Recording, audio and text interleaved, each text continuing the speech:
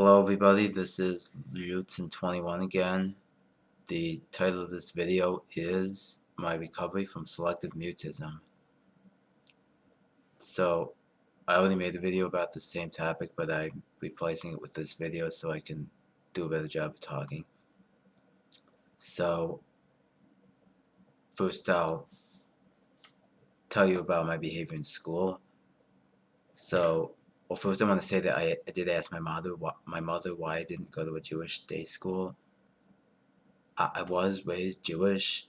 My mother just said that there was an interview between my mother and me and someone from Hillel Day School, and she said I didn't talk in the interview, and so somebody from the school thought that I had some kind of mental problem, or that I was mentally challenged, or that I was mentally retarded and I needed special help that only the public schools could provide. So my mother sent me to public school, and then she sent me to the religious classes at the synagogue that my parents are members of.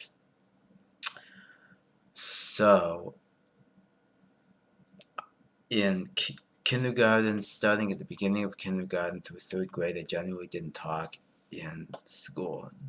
I mean, I could talk, but only occasionally, and only if somebody started talking to me first, and then I could only talk in a low whisper. I didn't initiate conversation with the other kids. I believe occasionally I could ask to go to the bathroom. So if I really needed to say something, I could, but I could only whisper. It was like, I go to the bathroom. There was this one time in second grade when we were supposed to go home and tape record ourselves talking, and then the tapes would be played in class. And so my mother made me talk into a tape recorder. I really didn't want to do it. But my mother made me do it, or I had to do it in order to avoid feeling too guilty about myself due to the possibility of not doing what I thought I was supposed to do.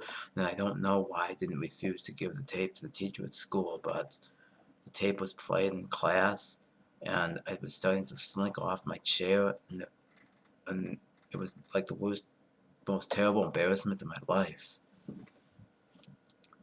In kindergarten, I think I might have been in a special class. First grade, I think I was in a normal class. No, I was in a normal class. Second grade, I was in a special class. In third grade, sometimes I was supposed to be in a special class, and sometimes I was supposed to be in a normal class, and I was supposed to flip between one class and the other class. And it was weird. And sometimes I was in one class and I'd feel stupid about not being in the other class. And I think they spent too much time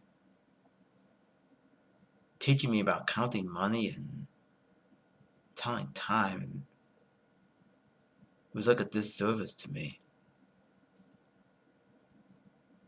And then there was this one time when they had me talking to the social worker, the school social worker,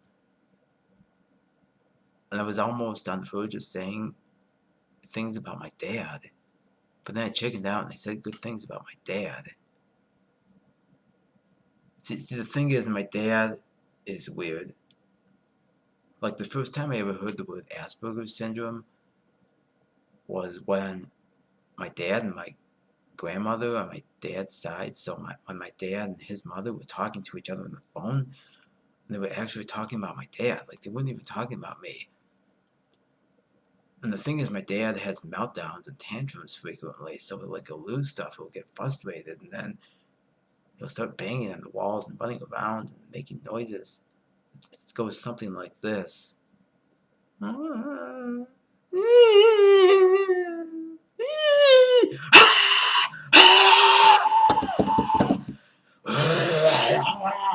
am I way when I'm this frustrated? So that's a sort of demonstration of my dad's behavior.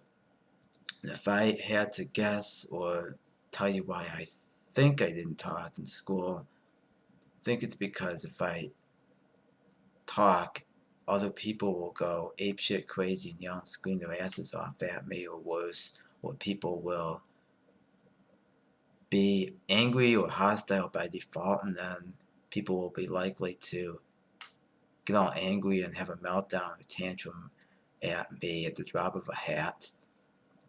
Like if I talk, like I think I'm afraid if I talk to people, people will get all angry at me. But then also,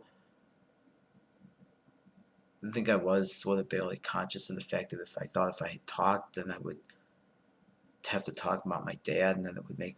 And if I talked about my dad, like either my mom would find out and my mom would be angry, or they would take me away from my parents, or I'd panic and be too anxious. So anyways, I had 3 psychiatrists when I was growing up. Well, the first psychiatrist when I was 6 to 7 years old, and then there was this one time when my mother was in the hallway just outside the door to the psychiatrist's office, and the door was open, and the psychiatrist was on the inside of the doorway, and I was in the middle of the doorway, and they were trying to get me to talk, but I didn't talk, and I was afraid I might have to talk. It was like the most terrible, horrible embarrassment of my life, and I was kind of angry because I didn't want to have to talk. I didn't want them to have to coerce me into talking. They were like cornering me. And then on the way home, my mom was pissed at me for not talking. And then the second psychiatrist was when I was 11 to 12 years old. And I remember that with both the first and the second psychiatrist, sometimes I would be talking to the psychiatrist, but other times I would be sitting in the waiting room while just my mother and the psychiatrist would be talking to each other. I was only able to whisper to the first psychiatrist, but with the second psychiatrist, I was able to talk in almost a loud voice, except that when the psychiatrist would start to talk about school, then I would get afraid that he would find out that I didn't talk in school, and then I would start to talk in half the volume that I was talking before. And I didn't want my mother or the psychiatrist to know that I didn't talk in school.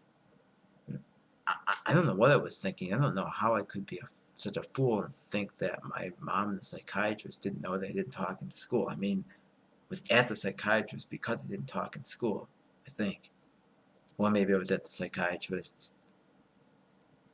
Maybe I was seeing the psychiatrist because my mother wanted to classify me as having some kind of a mental disorder so that I would be discredited, or I would seem like I was bullshitting people if I talked about my dad.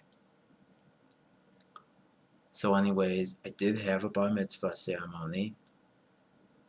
I remember that when I was 12 years old, this one time my mother told me I didn't have to do my bar mitzvah, and I hated the fact that she was telling me that I didn't have to do it because I knew I had to do my bar mitzvah anyways in order to avoid feeling too guilty about myself due to the possibility of me not doing what I thought Judaism required me to do. So I did have a bar mitzvah ceremony where I read old Hebrew texts in the synagogue in front of a bunch of people, and they had a microphone. It was like the worst embarrassment of my life. And I did not invite any kids from public school. I only invited kids from Hebrew school, and relatives, of course, came. So there were only 60 people at my bar mitzvah. And then I had a party. And the party was one big damn freaking embarrassment too, because I had this like candling ceremony where I had to like call people up to the candles and say, now I'm honoring this person, and this person gets to light a candle, and this other person is so special in my life, and then also my bar mitzvah felt like a stupid way to coerce people into giving me money. Like I got a lot of gifts in the form of money, and I had to write all these thank you notes. And then the third psychiatrist was when I was 16 to 18 years old. There was this one time when I was 17 years old when the psychiatrist and my mother convinced me that I should go to these 4 testing sessions. The purpose of the testing sessions was to see if I had an Asperger problem or see if I had some kind of neurological problem. So I didn't want to go to the testing sessions. In fact, I kind of hate it when people tell me what's supposed to be wrong with me. But I had to agree to go to the testing sessions anyways in order to avoid feeling too guilty about myself due to the possibility of not doing what I thought it was my duty to do. So I went to the first two sessions, and I missed the third session because when my mother was picking me up from school to go to the third session, I told my mother that the sessions were stupid, I shouldn't have to go. And then my mom said, "All right, fine, we won't go." Then I felt guilty and I said, "No, let's go. I want to go. No, definitely we should go to the testing session." My mother said, "No, we won't go. No, we're going home." So I missed the third session and I went to the fourth session. So I only went to 3 out of the 4 sessions. So they wrote a report which is supposed to be incomplete. And they said I might have an Asperger problem, although, which is what my mother wanted me to have. So I guess technically I could get someone to write me a letter and then I could legally apply to government programs or whatever. And I think the whole testing sessions were bullshit. Or that's what I thought.